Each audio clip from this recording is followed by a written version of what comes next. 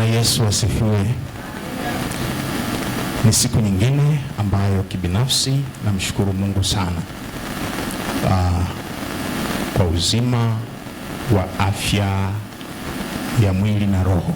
Bwana Yesu asifiwe sana. Liko neno ambalo Mungu amependa tuweze kujifunza mchana na asubuhi leo. Kuishi maisha ya mtazamo wa kimungu. Kuishi maisha ya mtazamo wa kimungu. Kuna neno la msingi tunalolipata hapa, mtazamo.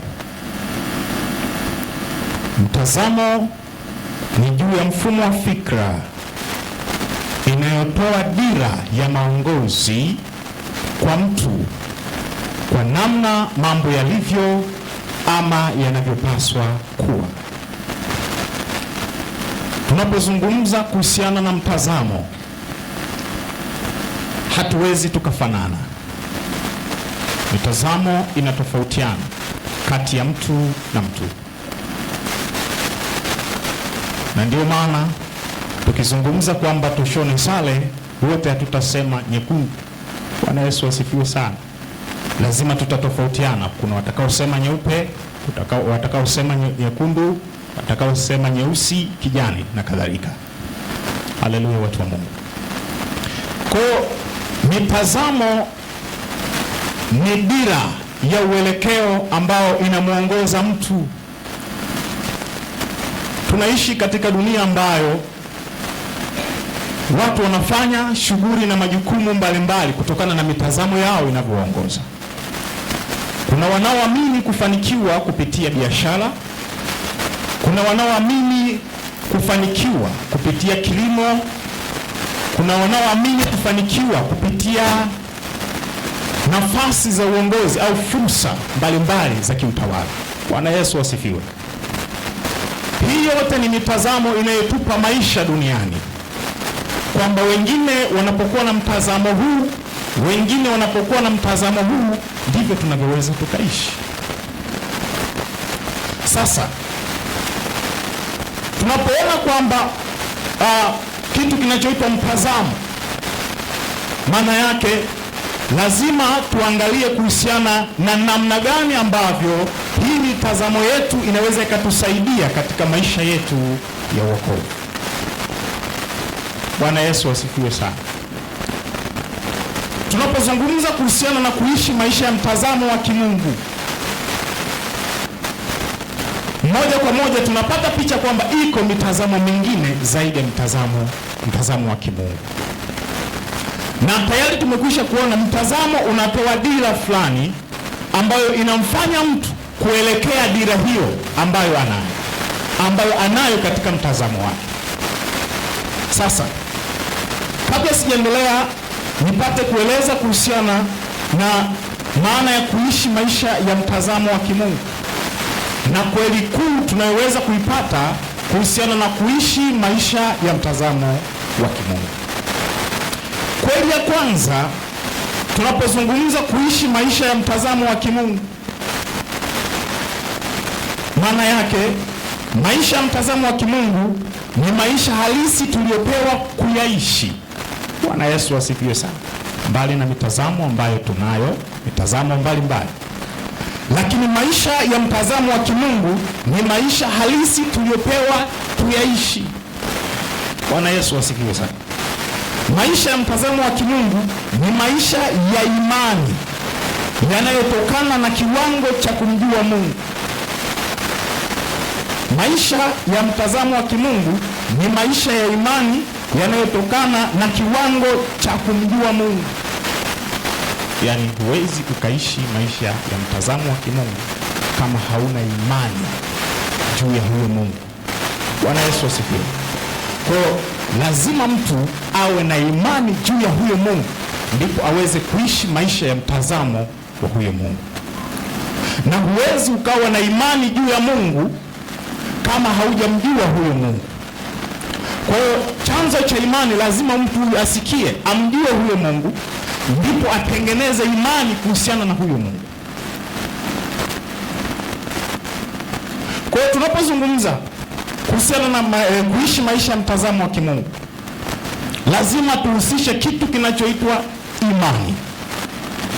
Maisha nje ya mtazamo wa kimungu ni kuhangaika na kutangatanga duniani. Unaweza ukaishi maisha nje ya mtazamo wa kimungu, hatutasema kwamba ni dhambi kwa mujibu huo mtazamo, lakini utakutana na kuhangaika na kutangatanga duniani.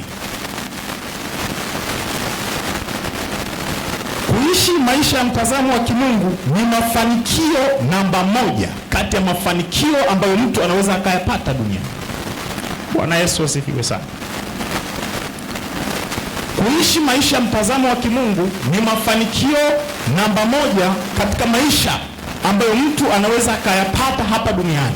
Mwingine naamini kwamba nikiwa na hela nyingi nimefanikiwa. Atafanya kila juhudi, atafanya kila namna kuhakikisha anakuwa na pesa nyingi sana, na hapo anaamini kwamba amefanikiwa. Lakini tunapozungumza kufanikiwa kwa mujibu wa mtazamo wa kimungu, ni kuishi sawasawa na neno la Mungu au Mungu anavyotaka uwe. Bwana Yesu asifiwe. Kama ametukusudia tufanikiwe, basi huo ndio mtazamo wa kimungu, kwamba tufanikiwe. Bwana Yesu asifiwe sana.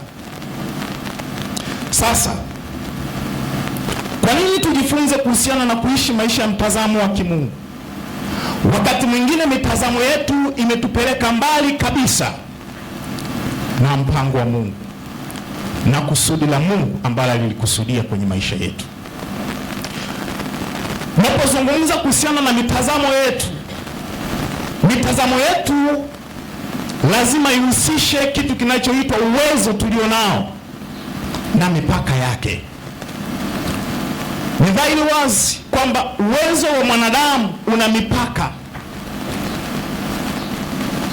Sasa, tunapohitaji mtazamo wa kimungu, maana yake tunafungulia mipaka yetu ya kibinadamu pale tunapohusiana na Mungu, ili tuweze kuishi sawasawa na namna ambavyo Mungu anataka tuishi.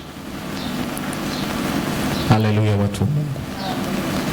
Tunaposoma habari za Yeremia, ukisoma Yeremia 1 kuanzia mstari wa 5, Yeremia anapoitwa na Mungu, Yeremia anajieleza kana kwamba anasema mimi ni mtoto. Lakini Mungu anapomwangalia Yeremia, sivyo kama Yeremia anavyojifafanua ya kwamba ni mtoto. Anasema, kabla sijakuumba nalikujua, ungali tumboni mwa mama yako nilikutakasa, nimekuweka kuwa nabii wa mataifa. Lakini majibu ya Yeremia anajieleza kana kwamba yeye ni mtoto. Kwa lugha nyingine, si mtu aliyeweza kustahili kupewa hizo sifa ambazo anaambiwa na Mungu. Kwa lugha nyingine, aliwaona watu wengine kana kwamba wanafaa na kana kwamba Mungu amekosea kumwona yeye. Bwana Yesu asifiwe sana. Anajifafanua kana kwamba yeye ni mtoto, lakini Mungu hamuoni kama mtoto. Anasema nimekusimamisha ili kung'oa, kubomoa, anaendelea pale. Anasema kujenga na kupanda. Sasa tunaona ya kwamba Yeremia anakuwa na mtazamo huu wa mtoto katika fahamu zake.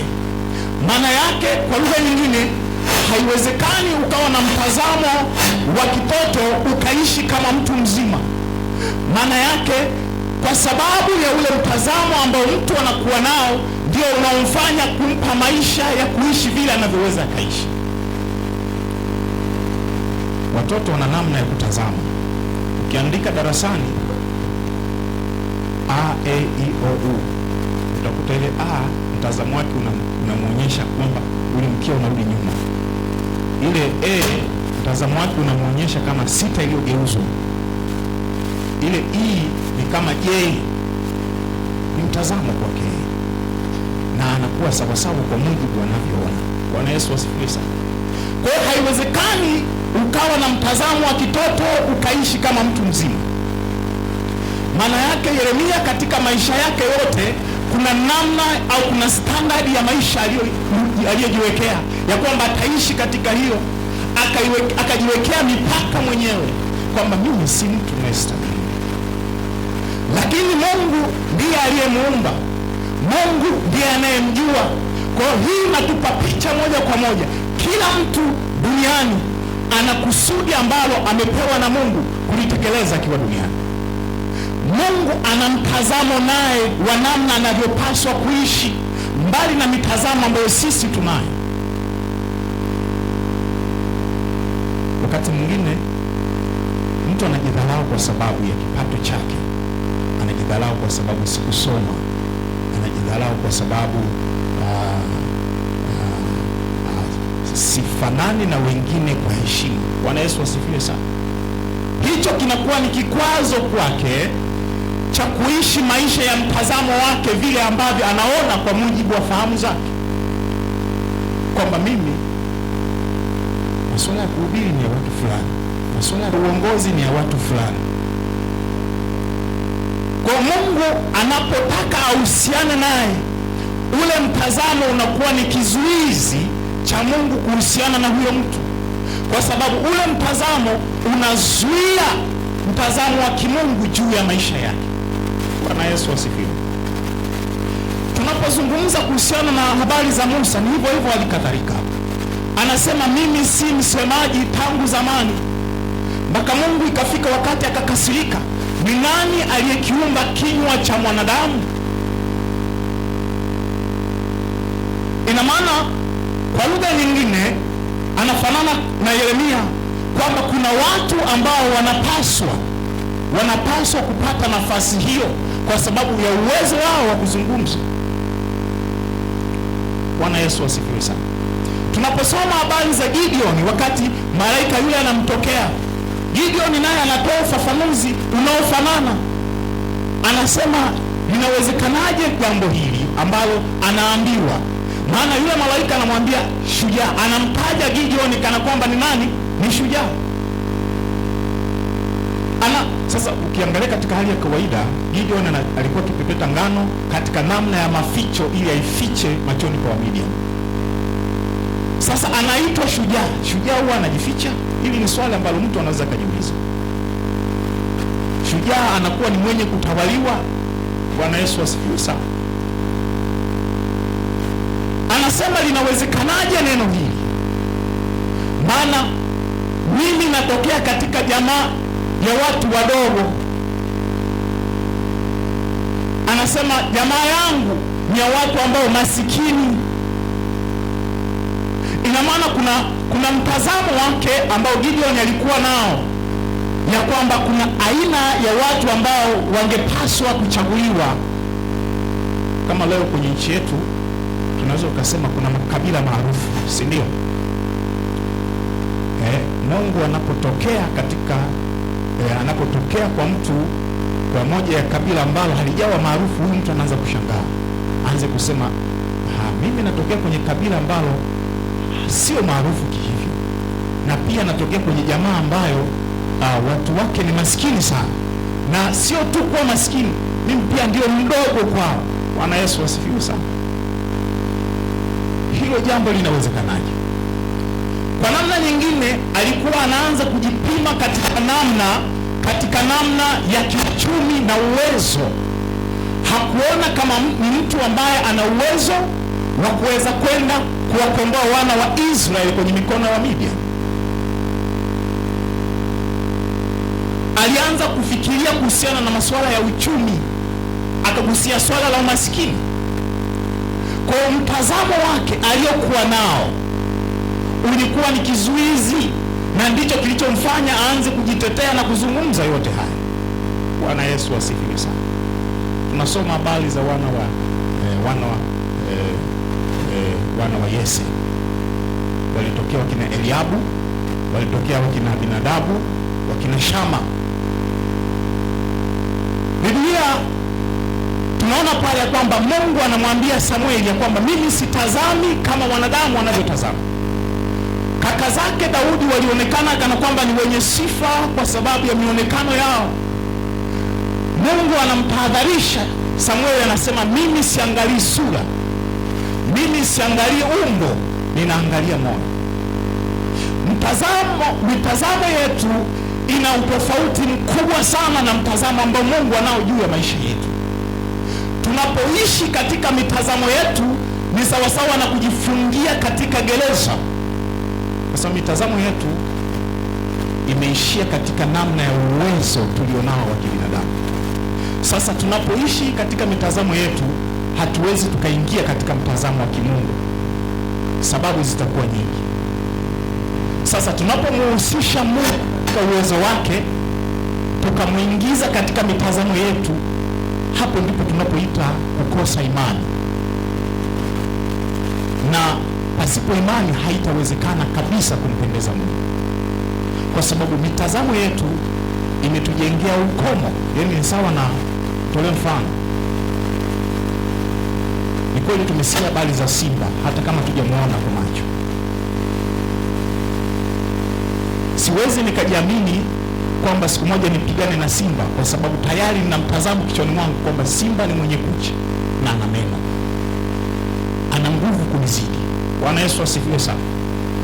Sasa ule mtazamo utanifunga. Hata kama nitaambiwa bwana, simba hata ukimkazia macho anaweza kukimbia, itakuwa ni ngumu sana, kwa sababu ya zile sifa tayari ambazo tayari zipo kwenye akili yangu. Tunasoma habari nyingine za wana wa Israeli, wakati ambapo Mungu amemwambia Musa awatume wapelelezi wakaipeleleze nchi ya Kanaani. Ni kweli walileta majibu mazuri kama Mungu alivyowaambia, lakini tunaona pale kwenye kitabu cha Hesabu 13 kuanzia mstari wa 32 na 33, wanasema huko tumewaona Wanefili, wakaeleza sifa zao, hawa ni watu wanaokula watu. Anasema na sisi tukajiona nafsi zetu kana kwamba ni mapanzi, na wao ndivyo walivyotuona. Sasa je, Mungu aliwaona kama panzi? Bwana Yesu asifiwe sana. Unaona, mitazamo ya wana wa Israeli ni mitazamo iliyokaa katika namna ya udhaifu, tofauti na Mungu alivyokuwa akiwaona, tofauti na Mungu alivyokuwa anaofahamu. Kwa sababu ya sifa ambazo waliziona huko kuhusiana na wale watu, zikawa kizuizi cha wao kuingia kwenye ile nchi. Kwa mitazamo yetu inatuzuilia kuzipata baraka za Mungu kwenye maisha yetu. Yaani kama Mungu alikukusudia uishi katika standard fulani, hautaishi hiyo standard kwa sababu ya mtazamo. Mtazamo unafanyika kuwa gereza, mtazamo unafanyika kuwa ukuta cha wewe kupiga hatua kuendelea mbele. Na Mungu akakasirika, akasema kuanzia sasa hamtaingia kwenye hiyo nchi, kwa sababu ya ile mitazamo. Mtazamo ule ulipoletwa ukawaua makutano yote, kwamba sasa tunaendaje huko? Tunaenda kufa huko. Kwa hiyo kupitia huo mtazamo Mungu akakasirika, akasema sasa hamtaingia. Bwana Yesu asifiwe sana. Sasa hata ndani ya kanisa inawezekana kwamba mitazamo kama hii ikawepo, ambayo ni mitazamo ya kujidhalau, mitazamo ya kujipuuza na kujiona kana kwamba mimi sistahili isipokuwa labda fulani wanastahili. Bwana Yesu asifiwe sana. Katika kila jambo inawezekana ikawa ni kuimba, inawezekana ikawa ni kutumika kwa namna mbalimbali. Mtu kupitia ule mtazamo ukamzuilia au ukamzuia kuhusika katika ile nafasi aliyopaswa kuhusika. Wakati mwingine watu wamekuwa wakisimulia njozi zao kwamba mimi nimeota ndoto nahubiria watu, alafu unakuta mtu anacheka, eti mimi ninahubiria watu. Bwana Yesu asifiwe sana. Huyu mtu si kana kwamba Mungu hajazungumza naye, amezungumza naye kwamba wewe ni fulani, kwa sababu sisi tumeletwa duniani na ni kama vyombo. Yani Mungu wakati anatuleta, ametuleta tayari akiwa ametuandalia mazingira ya namna tunavyopaswa kuishi. Kwa ukijua kwamba Mungu anataka niishi vipi, umefanikiwa, na hayo ndio mafanikio namba moja. Bwana Yesu asifiwe.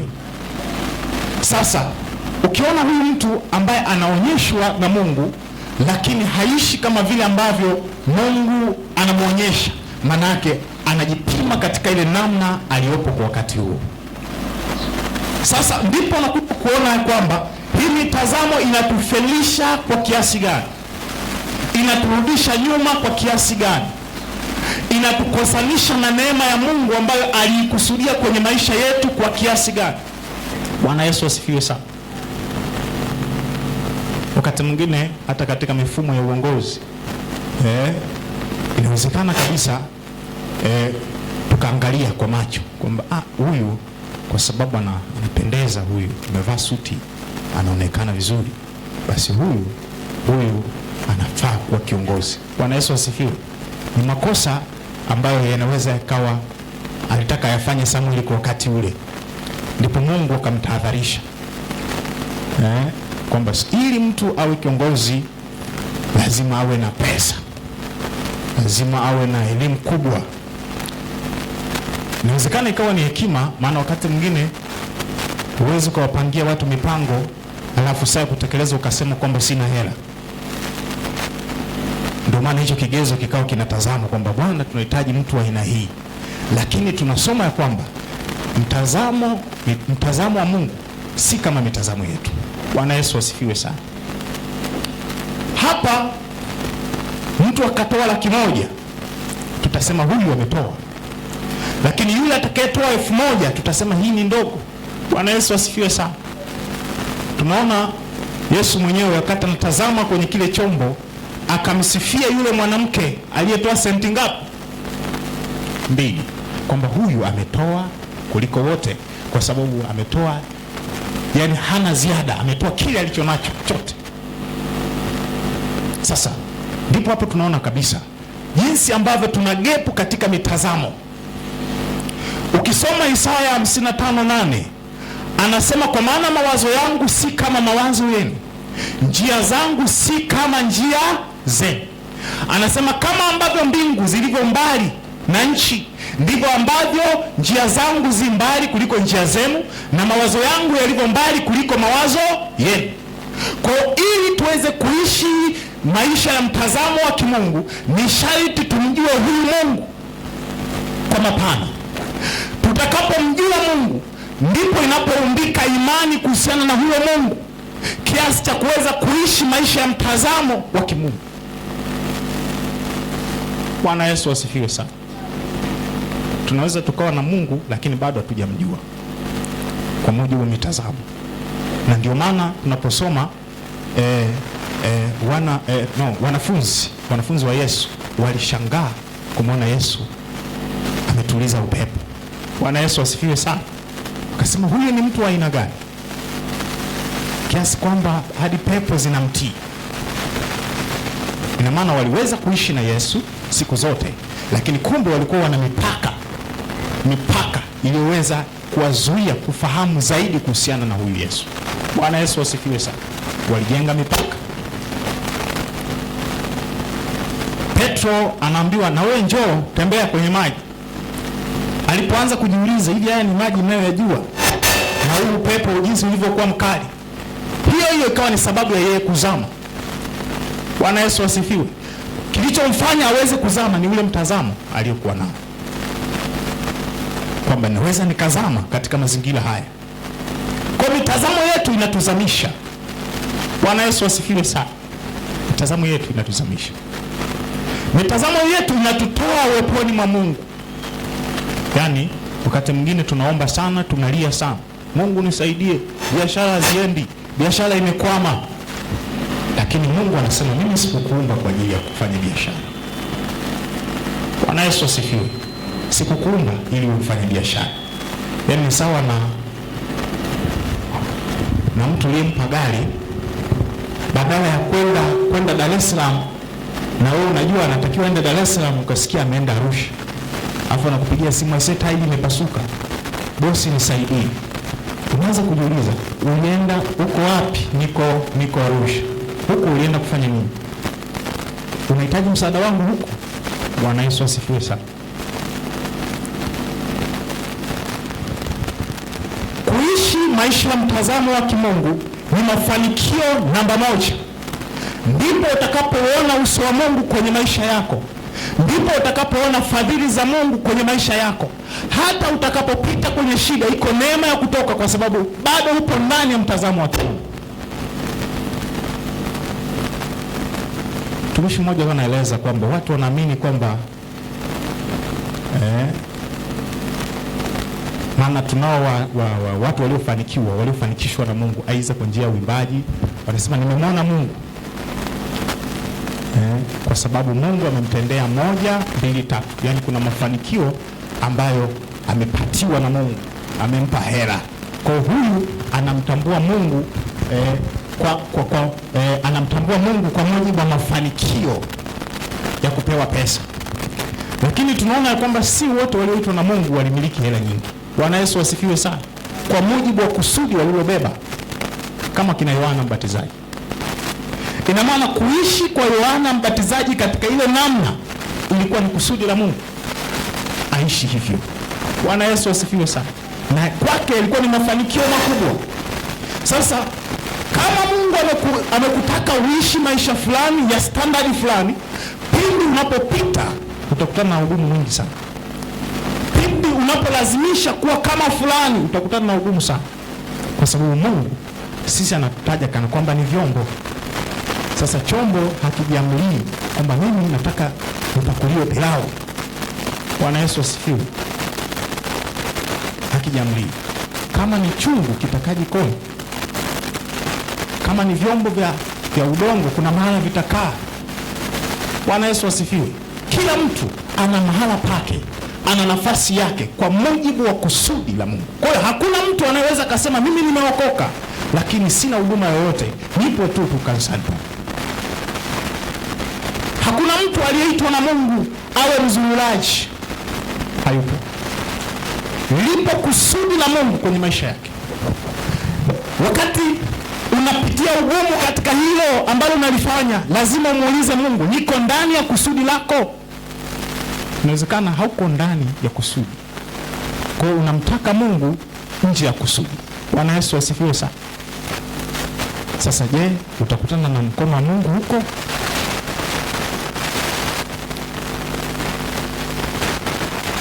Tuone sifa za mitazamo nje ya ule wa Mungu. Hujawa hofu na mashaka. Mitazamo mingine nje ya mtazamo wa kimungu, sifa yake namba 1, hujawa hofu na mashaka. Ni mtazamo wenye hofu, ni mtazamo wenye mashaka. Hii ndio mitazamo yetu sisi wanadamu. Daktari amesema huu ugonjwa hautapona. Ukimwi. Sasa hofu, ugonjwa wa ukimwi hauponyeki. Mwisho wa siku hata ukisikia mhubiri anasema Yesu anaponya, unaanza kutafakari ugonjwa. Hivi ukimwi? Labda malaria, mafua na mapepo. Lakini ukimwi, ule mtazamo haukuruhusu kuingia Kanaani. Bwana Yesu asifiwe sana. Maana huna imani. Ni mtazamo unaokuzamisha chini. Bwana Yesu asifiwe sana. Hofu na mashaka ni sifa ya mtazamo wa kibinadamu. Unatuzuilia baraka ambazo Mungu alitakiwa tutendee. Kama ni uponyaji, kama ni kuinuliwa na Mungu. Na shetani ni mchochea hofu. Hivyo unavyojiona kweli? Tusemaje ukweli. Bwana Yesu asifiwe sana. Wewe ni wakupona katika hali hii. Na unapata shuhuda za watu waliokufa kutokana na hilo tatizo ambalo unalo. Mwisho wa siku ndio linachochea kuzama. Lakini wapo watu ambao hawakukubali kuishi ndani ya mtazamo wa kibinadamu. Ni kweli daktari amesema kwamba huu ugonjwa ni wa kufa, lakini sitakufa. Huyu ni mtu ambaye amemjua Mungu na amejenga imani juu ya Mungu. Amevuka kutoka level ya mtazamo wa kibinadamu, ameenda katika level ya mtazamo wa kimungu. Kwamba Mungu njia zake sio kama njia zetu, na mawazo yake si kama mawazo yetu. tunajifungia wenyewe ndani na shida zetu kutokana na kuto kumjua Mungu. Yaani Mungu hawezi kulazimisha kwamba atutendee fadhila hata kama hatumjui. Kiwango chetu cha kumjua, ndio maana ukisoma ile Ayubu 22:21 anasema mjue sana Mungu ili uwe na amani, ndivyo mema yatakavyo. Yaani mema ya Mungu yanakuja kadiri unavyozidi kumjua. Unavyozidi kumjua ndivyo kunavyoongeza imani kwako kuhusiana na huyo Mungu na kupata uwanja mpana wa uhuru kwa Mungu. Kiasi ambacho tuna imani naye ndicho ambacho anaruhusu mema juu ya maisha yetu. Hata kama daktari amezungumza utakufa, ukisema hisi kweli nitakufa, Mungu afanye nini? Bwana Yesu asifiwe sana. Anaachia, umekiri mwenyewe, humjui. Lakini ukisema sifi, manake kuna kitu cha ziada hapo. Umetoka katika namna ya kibinadamu, umevua ubinadamu, umeingia katika namna ya uwezo wa Mungu. Kwa maana naposoma methali ile kwamba anasema tusiishi kwa kuzitegemea akili zetu. Yaani tunaruhusa kutumia akili lakini si kuzitegemea, kwa sababu akili zetu zina ukomo. Bwana Yesu asifiwe sana. Uwezo wetu una ukomo, uwezo wetu una mipaka.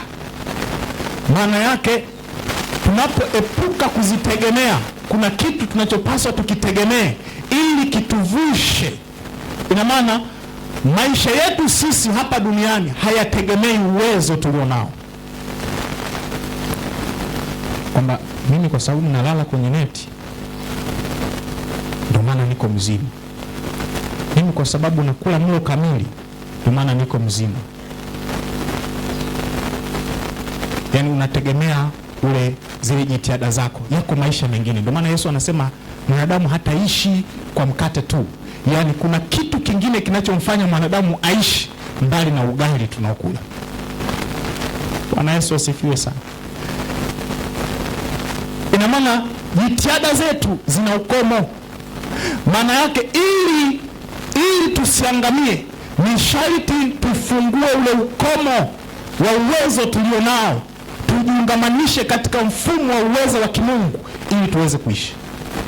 Kuna watu wanakunywa dawa miaka mingi lakini mwingine pamoja na hizo dawa amekufa, lakini mwingine anakunywa dawa anaishi. Bwana Yesu asifiwe sana. Kwa maisha ni zaidi ya jitihada ambazo sisi tunazo, ambazo Mungu anashughulika na maisha yetu siku zote, ambazo Mungu anatutendea siku zote hapa duniani. Ni zaidi.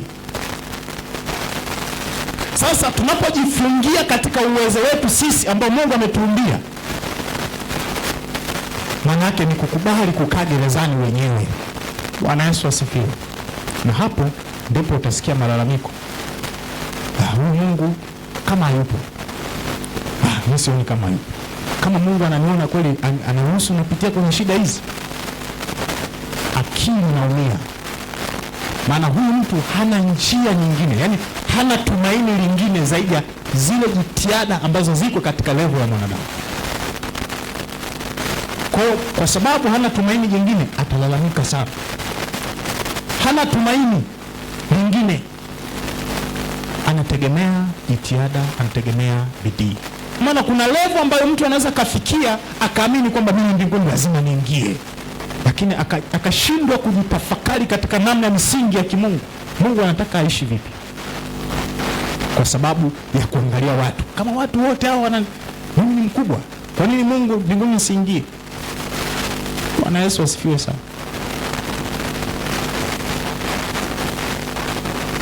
Swala la makanisa, kuna umakini mkubwa unatakiwa kwa mtu wa Mungu kufahamu mara sahihi pa kuabudu.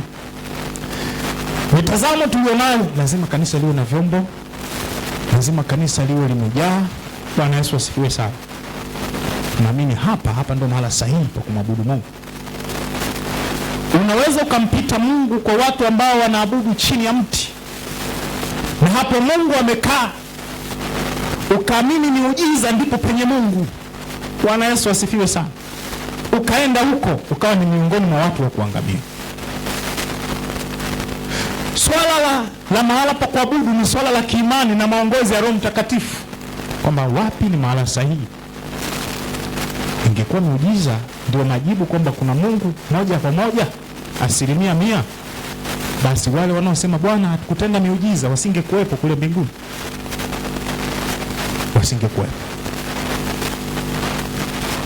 Kwa kutenda miujiza, tunaona hata wakati Farao ameenda, Musa ameenda kwa Farao, wachawi walifanya miujiza, na hadi leo wachawi wanafanya nini? Wanafanya miujiza.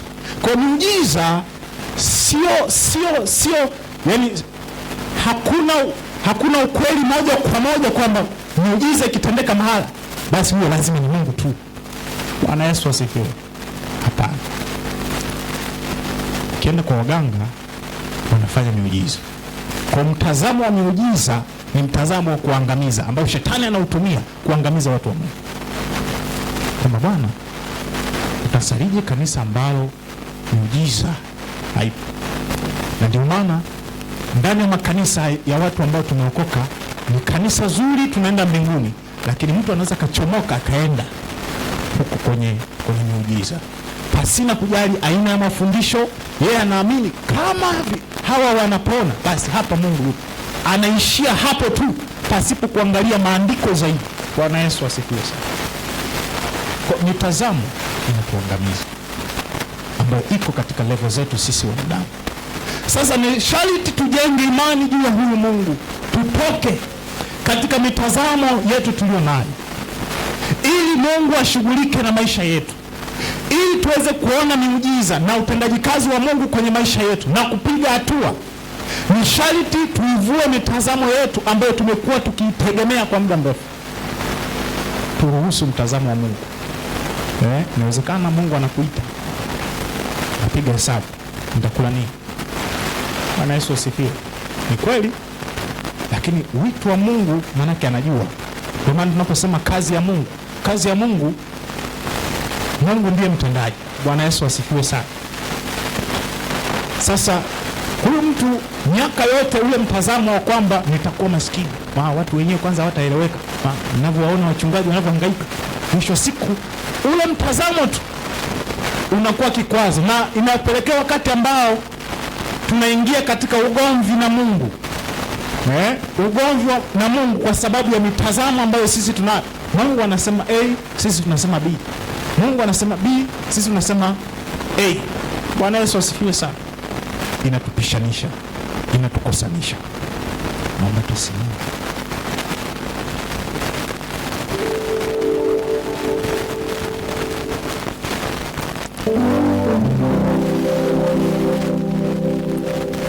Tunahitaji Mungu katika wakati huu, kwa nafasi hii, kwamba Mungu atusaidie kuishi katika mtazamo wake. Manake tunapotaka kuishi katika mtazamo wa Mungu, ni sharti tumjue Mungu, tuwe na imani na huyo Mungu.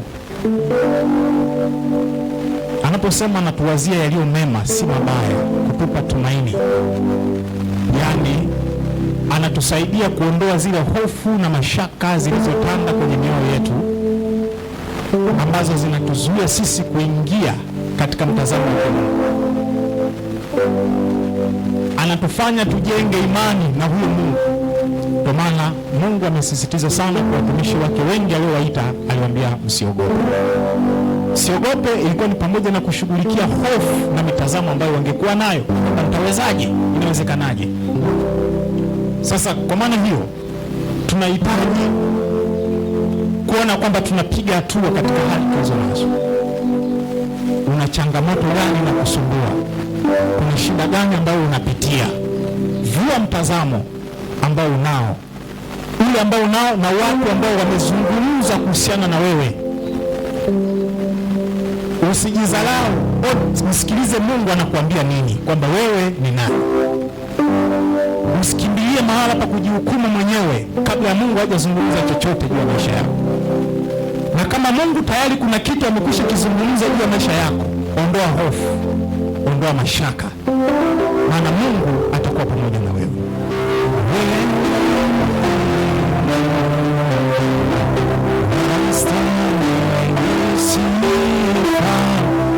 Yeah.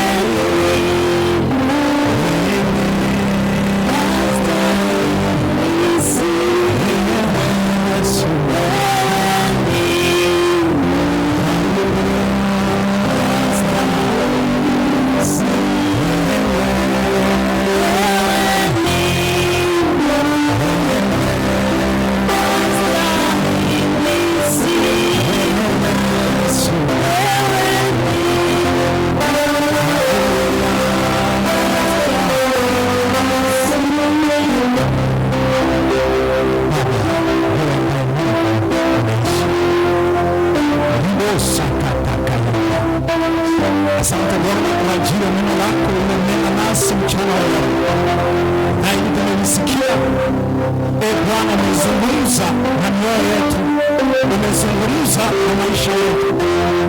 Ninajua kabisa kupitia neno hili umesema na maisha ya kila moja mchana leo.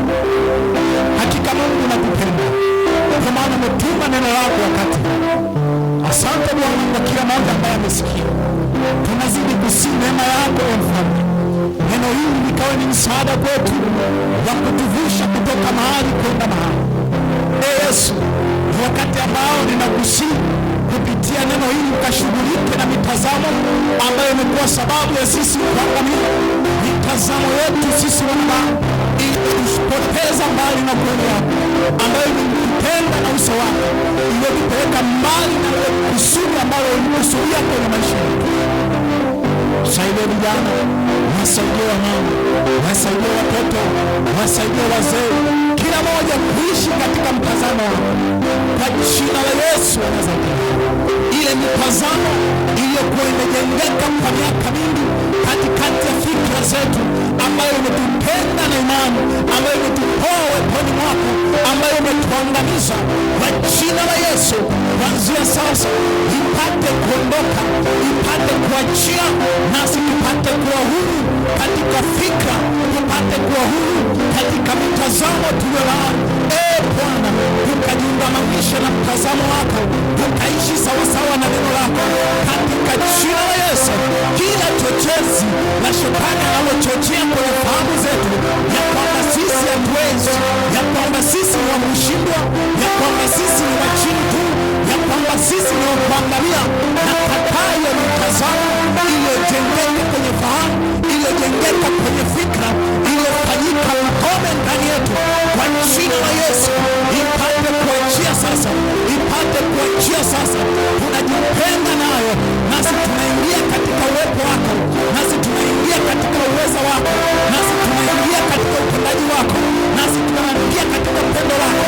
Maana umesema unatuwazia yaliyo mema, maana umesema mawazo yako si kama mawazo yetu, maana umesema njia zetu si kama njia zako.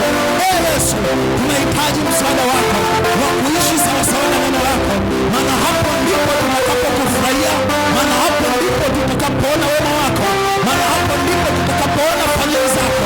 Mungu, ukijifunua kwenye maisha yetu, maana hapo ndipo utakapokomesha masikitiko, utakapokomesha huzuni na fedheha na kufikiria kwamba Mungu yamkini umetuacha. Bwana, tusaidie kupiga hatua, tusaidie kuvuka, kwa jina la Yesu wa Nazareti. Kwa damu ya Kristo Yesu, watazame waliochoka, watazame walio wadhaifu, watazame walio wagonjwa katika shida zao. Yawezekana yako magonjwa mengine yametamkika ya kwamba sio ya kupona kwenye dunia hii, lakini Mungu ni Mungu muweza. Uweza wako si kama uweza waliopo katika levo ya wanadamu. Ni Mungu mwenye uwezo mkubwa. Tunahitaji uwezo wako Bwana upande kuachiliwa kwenye maisha kila moja, ukaondoe magonjwa yanayowakabisha watu, yanayowatesa watu, ikiwa ni kansa, ikiwa ni ukimwi, ikiwa ni kisukari. Bwana, ngome ya magonjwa haya ya kwamba hayatimiki ikanguse kwenye fahamu zetu, bali imani mpya ya kukuamini Mungu katika uweza na nguvu zako ikaingia ndani yetu, nasi tukakushuhudia Mungu ukifanya makubwa katikati ya kanisa.